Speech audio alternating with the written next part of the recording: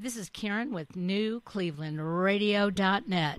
And today, starting off the new year, I have a gentleman by the name of Hamilton Craig. And I know all of us keep talking about the play Hamilton, and I don't think it's about you, is it, Hamilton? It is not, in fact. You almost had me confused there. So tell us a little bit about who you are and how you got started in the music industry. So I'm from upstate New York, from rural upstate New York, and I have been playing music for some time. I picked up a guitar when I was probably around 12 years old, and I lived like I said, I was from rural upstate New York, in a fairly, I guess, somewhat of an isolated way, both physically and in a certain ways culturally. We lived without a lot of, in a way that is a little bit almost at a remove from the modern world in some ways. We didn't grow up with like a ton of amenities, just a very old house in a very old part of the country that is sort of characterized by its oldness. And so I spent a lot of time by myself, and a lot of times just, twiddling around and playing, and developed, I think, a fairly idiosyncratic sort of style, even though I wasn't, was exposed to the internet, so I had a lot of access to music, but I didn't start participating in any kind of like music scene until long after I had really evolved my sound. I recorded my first an EP. It was 3 years ago, I believe. 2 years ago, my mistake. And it was composed of songs that I had written over the course of a very sort of tumultuous year of my life after leaving high school, when I had gone and I had lived in Hollywood briefly, not in the best of circumstances, but in a very rich and exciting period of my life, nevertheless. And that record was surprisingly successful. I mean, it wasn't successful in any kind of national way, but it caught the ear of people in the upstate New York music scene in the capital region, who really extended a lot of help and support to me, like radio people and so forth and things like that. And I very quickly started to grow a really wonderful and supportive audience of people who have been there for me through the things that I've released since then, and I'm only now really even beginning to appreciate the sort of extent of the kind of infrastructure that exists in the area of Albany, Troy, and Schenectady. That sort of really is a very rich and exciting yes, it is, music scene that's developing there. And I understand that not too long ago you opened up for another young singer by the name of Sawyer Fredericks. That is true. So how did you and Sawyer get together? Well, that was really interesting. So Sawyer Fredericks is an interesting guy. He's in a way there may be some parallels between me and him. I know that he grew up in a sort of rural kind of like a sort of hippie household, I think, and he was of course he was on The Voice, and he became famous through that. And I don't think that he ever was like that involved in in exactly the same vein of the music world that I might be in upstate New York. If you think of those things sort of like slightly compartmentalized, he sort of jumped into a kind of more like a national stage through that television show, and so we weren't quite in the same world, but he was playing a show at Cafe Luna, and it was decided that there were going to be a series of local people who played open mics at Cafe Luna. And when I first started out, I first started sort of playing open mics at Cafe Luna.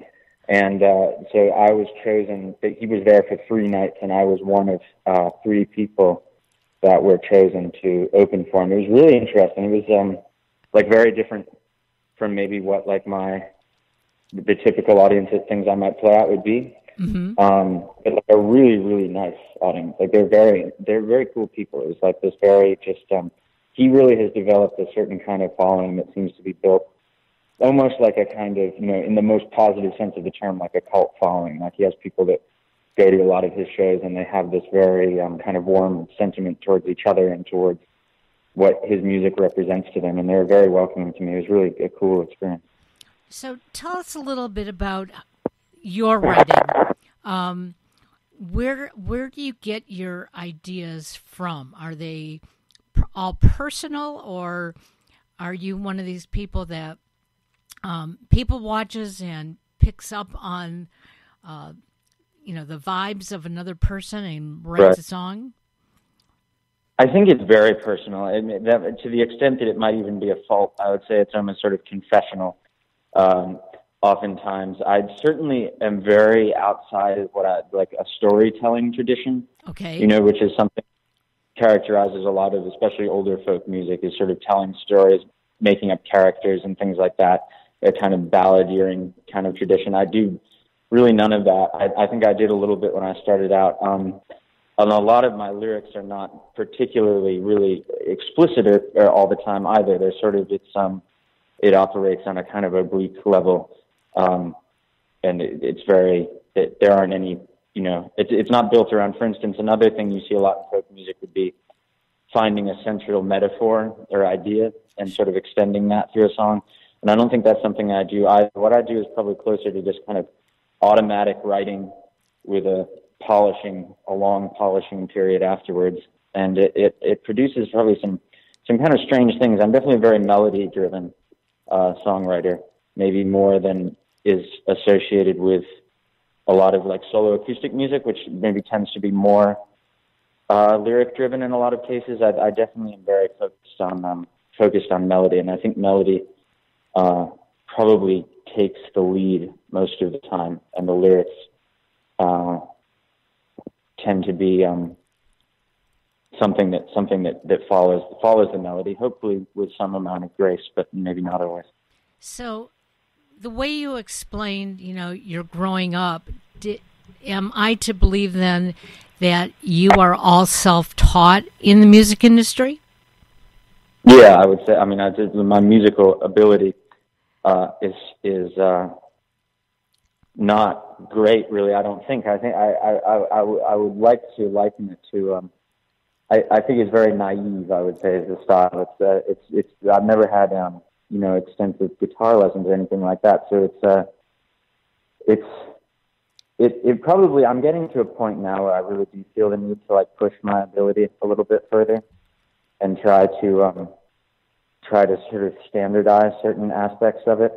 At the same time, there's of course an appeal to naivete in music and in art. People like that, and so and I like that. I love listening to like field recordings of rural musicians, which aren't necessarily at any kind of exhibit any kind of what we would define as like technical accomplishment, but have a lot of have a sort of an inimitable energy to them. And so maybe in a way I'm loath to sacrifice that. I've definitely worked a lot on my singing. I think my singing has come along more than my guitar playing. But yes, I'm certainly self-taught, and it maybe is in some ways a strength, and in some ways not so much. Well, and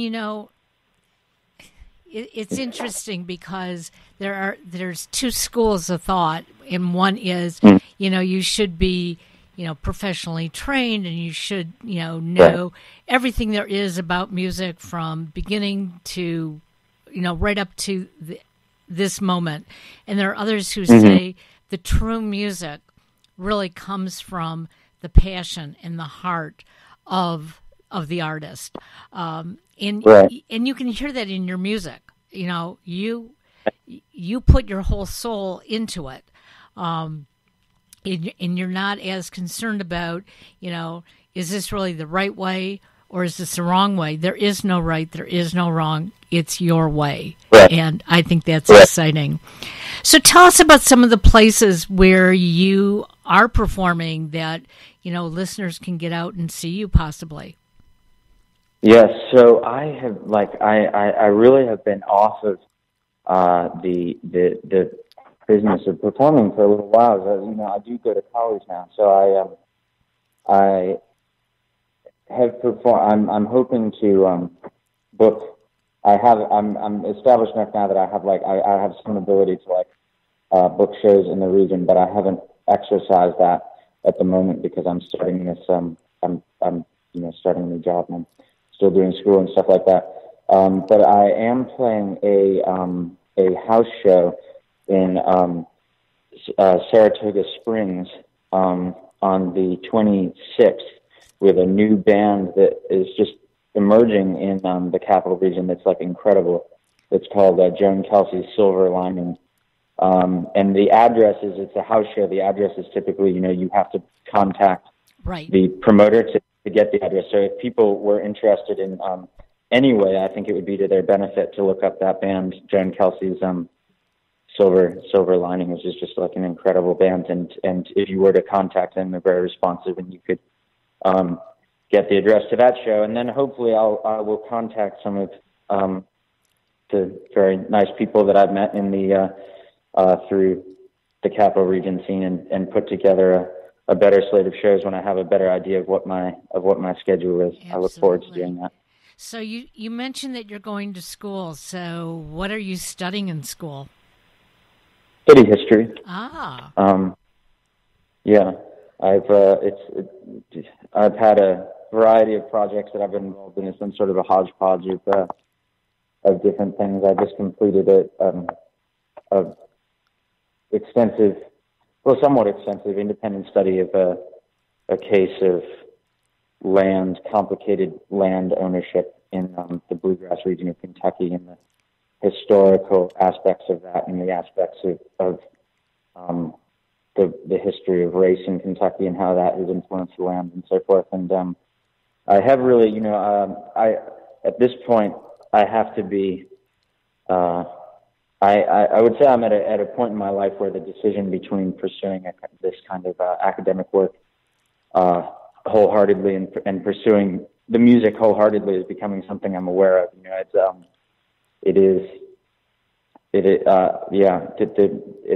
It's a question for me right now. I think what direction I'm going to go in life, and recognizing that there needs to be some degree of a choice. Both things are very, very exciting in their own way, very compelling.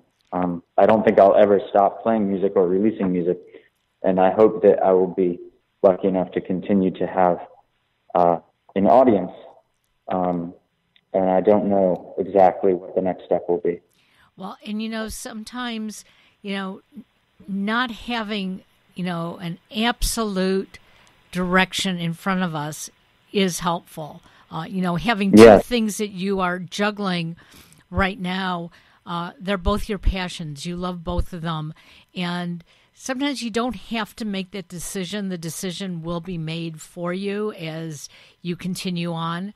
And if music is something that you love, you will continue to perform. Yeah. And one of the things I tell to all the artists that we speak to on this program is that your success is what you feel internally. It's not about, how many people come to your show, how many people listen to your music.